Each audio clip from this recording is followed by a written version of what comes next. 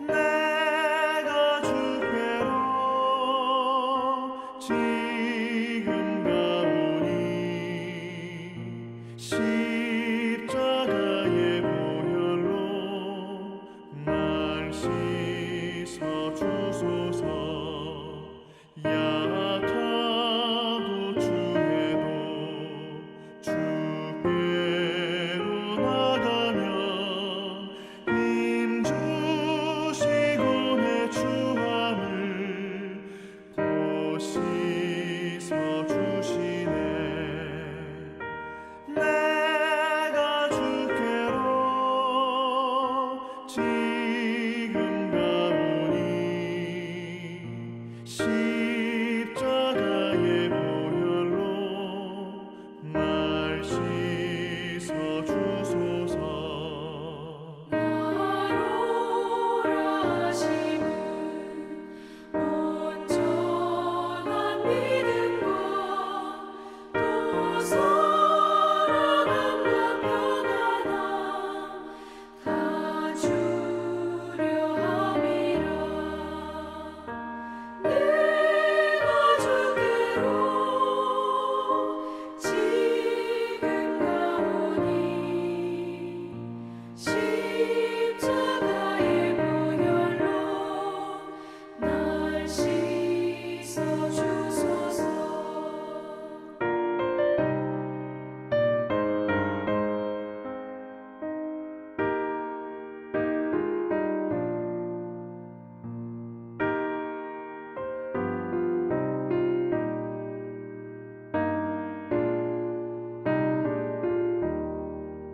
큰 죄인 못 받아 살 길을 얻었네.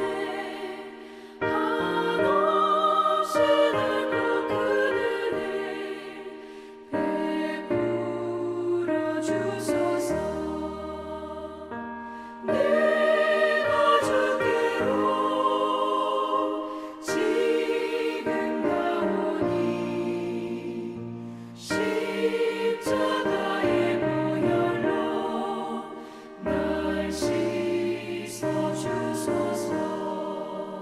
그 피가 맘속에 큰 증거 됩니다. 내 기도 소리 들으사 다 허락하소서. 내가 주께로 지금 가오니 십자가의 보혈로 날 씻어 주소서. 아멘.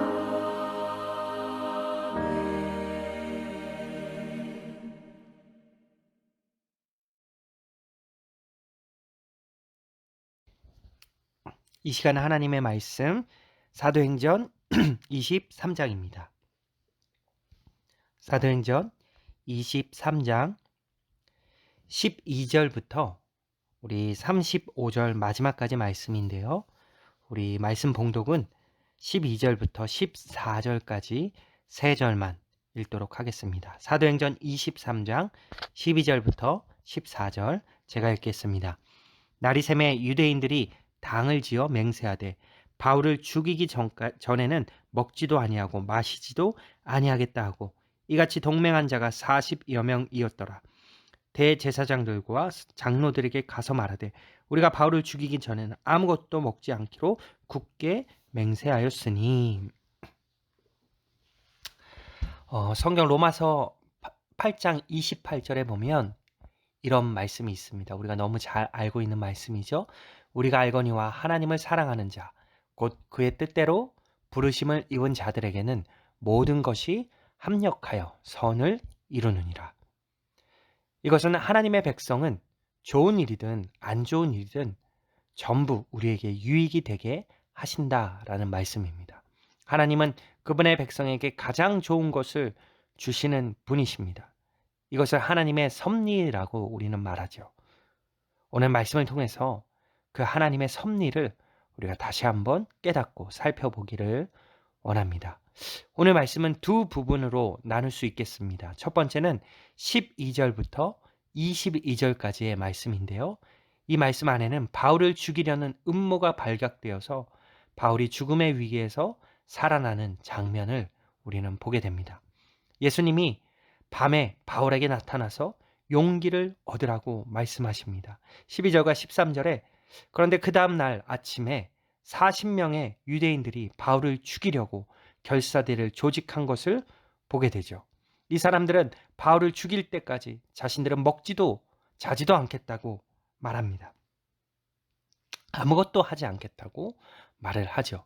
이것은 이전에 바울이 청년 사울이었을 때 예수님을 믿는 사람들을 잡아서 감옥에 넣기 위해 혈안이 되었던 모습을 마치 보는 것과 같습니다. 유대계를 믿는 신앙이 대단한 사람들이었습니다. 14절과 15절에 이들은 이런 맹세를 한 후에 대제사장들과 장로들에게 찾아가서 도와달라고 부탁합니다. 바울에 대한 조서가 필요하다고 말하면서 숨어 있다가 죽일 계획이었던 것입니다. 16절부터 18절에 보면 이때 이들의 계획이 탄로가 납니다. 바울의 조카가 이 사실을 알고 바울에게 직접 알려주었던 것이죠. 바울은 백부장 한 명을 불러서 조카를 데리고 천부장에게 데려다 달라고 요청했습니다. 19절부터 22절에 바울의 조카는 바울을 죽이려는 유대인들의 음모를 있는 그대로 털어놓았습니다. 두 가지 사실을 폭로하게 되죠. 첫 번째는 유대인들이 바울을 조사한다는 명분으로 사내들인 공회로 보내달라는 요청을 결의했다는 것입니다. 둘째 또 다른 하나는 40명이 바울을 죽이기 위해 40명 정도가 죽일 때까지 음식을 먹지 않기로 한 사람들이 있다는 것을 또한 그는 이야기합니다. 지금 얼마나 바울이 위험한 상황인지 짐작해 볼 수 있습니다. 천부장은 바울의 조카에게 자신에게 이 말을 했다는 것을 아무에게도 알리지 말라고 말합니다. 천부장이 어떻게 했을까요? 바울을 보호하기 위한 행동을 합니다.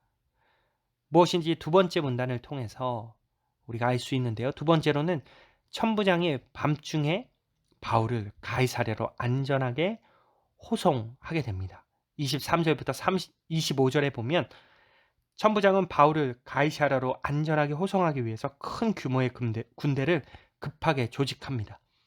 백부장 2명을 불러서 군인 200명, 말을 탄 군인 70명, 창을 쓰는 병사 200명을 대기시켰습니다. 26절에서 30절에 천부장은 바울이 로마 시민이었음을 알고 있었습니다. 로마 시민이기에 더욱 철저히 보호해야 했습니다. 천부장은 군대를 밤 6시부터 9시까지 대비하게 했습니다. 2명의 백부장이 준비하는 동안 천부장은 총독 벨릭스에게 보낼 공문을 작성합니다. 총 4가지를 알 수 있습니다. 첫 번째는 바울이 유대인들에게 잡혀 죽으려는 순간에 그가 로마 시민임을 알고 급히 구해냈다는 것입니다. 두 번째는 유대인 지도자들에게 말한 대로 바울은 사형에 처하거나 감옥에 갇힐 만한 죄를 지은 사람이 아니라는 것입니다. 세 번째로 바울을 죽이려는 음모를 알게 되어 총독에게 즉시 보낸다는 것입니다. 네 번째는 총독에게 바울을 고소하는 유대인들에게 어떤 내용을 고소하려고 하는지 총독에게 직접 물어보게 하라는 것입니다. 31절부터 35절에 마침내 바울은 가이사랴에 안전하게 도착하게 됩니다. 총독은 공문을 읽고 바울에게 어디 출신인지를 물어보고 그를 고소한 사람들이 오면 그들의 변호를 듣겠다고 말했습니다. 그리고는 바울을 궁전에 가두고 지키라고 명령합니다.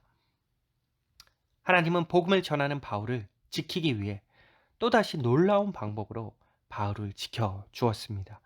하나님은 바울의 조카를 통해서 자신을 죽이려는 자들이 있고 어떤 음모를 통해서 자기를 죽이려 했는지를 알게 해주셨습니다. 이것은 하나님의 섭리입니다. 사탄은 로마에서 복음을 전하려는 바울을 막고 죽이려고 하지만 하나님은 놀라운 방식으로 바울을 또다시 살려주셨습니다. 바울을 통해 로마의 복음을 전파하기 위해서였습니다. 여러분, 우리는 하나님의 섭리를 온전히 다 알 수 없습니다.